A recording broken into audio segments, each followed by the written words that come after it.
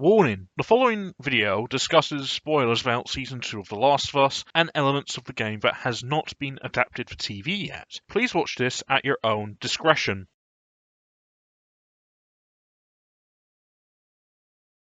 So, The Last of Us Season 2 has come and gone, and the reactions to it have been interesting compared to the game it's adapted from. When The Last of Us 2 came out, it was a divisive game, to say the least, mostly owing to certain story elements. Here the discussion for the TV show seems to be on how the TV show adapted the game, mostly changing some elements to make it work as a TV show. Lots of people have decried these changes, and I understand where they're coming from, but I am okay with how they changed things. Oh yes, there are some moments I wish were in the game, like the scene in the synagogue, and I do think Abby telling Joel her motivations take away from the mystery that was in the game, along with showing who the WLF and Scars are early, but I can see why certain elements were changed. Video game adaptations, especially movies and TV shows, were for a long time seen as not good, often being in poor quality. Sometimes you can get a Mortal Kombat 1995 or something made by Uwe Boll. I feel like the reason why video games are hard to adapt is because of one thing that TV shows and movies don't have: interactivity. Video games are an interactive medium. You control a character and you can make them do what you want to do. You can make choices that affect the story, you can fight enemies, you can choose who you can fall in love with, and you can explore the world. You can't do that in a film or an episode of TV where you're just watching something.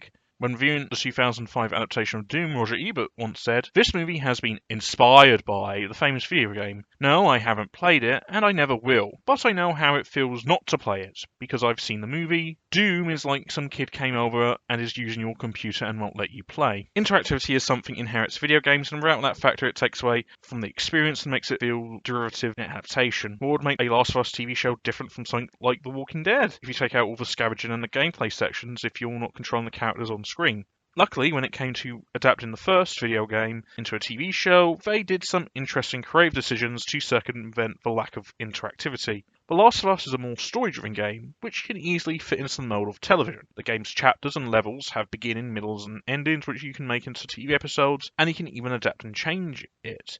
The Bill and Frank episode is a complete 180 from the game, turning another level which you have to try and escape the infected into a more personal character piece, putting focus away from Joel and Ellie, and creates a breather after the action of the last episode. In an interview with Tech Radar, Neil Druckmann talked about this process of adaptation with Craig Mazin when it came to episode 3. That's what would have been an important thing in the past when you're adapting video games and looking at superficial aspects and thinking, oh, players want to see that gameplay moment. That's not what they want. They want the core of the heart of this experience. The Last of Us Season 1 adds more scenes and more characters to flesh out the world, taking away the moments where you as a player would explore the world. In the show we have scenes in the past, we have scenes outside of America, and we have new characters, so you can see them follow this mentality when it came to adapting Part 2. We get more scenes with other characters, we see Jackson fending off a horde while Abby works on a golf swing, and we have new characters and get more flashbacks into other characters like Isaac. But do they work? Kinda. Compared to Season 1, Season 2 is adapting half of the game, so you can see moments that clearly are set up for when they deal with Abby's side of the story, especially the scenes with Ellie training in episode 1. Don't think that will come into play later, or what Joe said to Eugene when they did the porch scene earlier than expected. With how they structured the season, it does leave things hanging in some regards. One aspect I did love was how it had to circumvent the lack of gameplay. Last of Us Part 2 is a sprawling game than the first, lots of exploration and traversal, and lots of killing. Lots and lots of killing in the name of revenge, ending with Ellie's killing of Nora. A pregnant woman being a dark combination of her quest for revenge. The show being a TV show with a set time limit for an episode, there isn't a lot of time spent on the killing, so the show changed that aspect and by mixing up certain elements, mainly having Ellie and Dinah go out to Seattle before Tommy, and in spite of their community's decision not to do so, and have Dinah get involved with the action after revealing she's pregnant, but until she's injured and taken out of action, Jesse and Tommy have to chase after them because of this. Then when you get to Ellie's murder of Nora, the dark of the soul moment for Ellie is the realization that she dragged a lot of people into this, nearly got her girlfriend killed more than once, and they could have gotten killed as well. This change is effective and manages to contain the same manner of impact the game did. Still shocking and managed to capture the core of the game's story, and you can tell that this is obviously going to have a bit more impactful when they do get round to adapting the Abby parts in Season 3.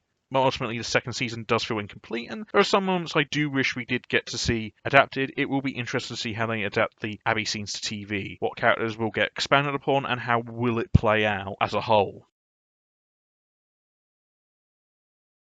like what you see here, then please subscribe to my YouTube channel so you can get more Watch This Space, but also other things such as my short films. Please remember to like and subscribe to the videos you just watched, and also please check out the Orange Bin, my blog, where I have write-ups of my episodes here, which with links to sources that I mentioned on the show. Also contains some of my old blog posts if you want to see what else I used to do back in the olden days. So please remember to check out my blog and like and subscribe to my YouTube channel.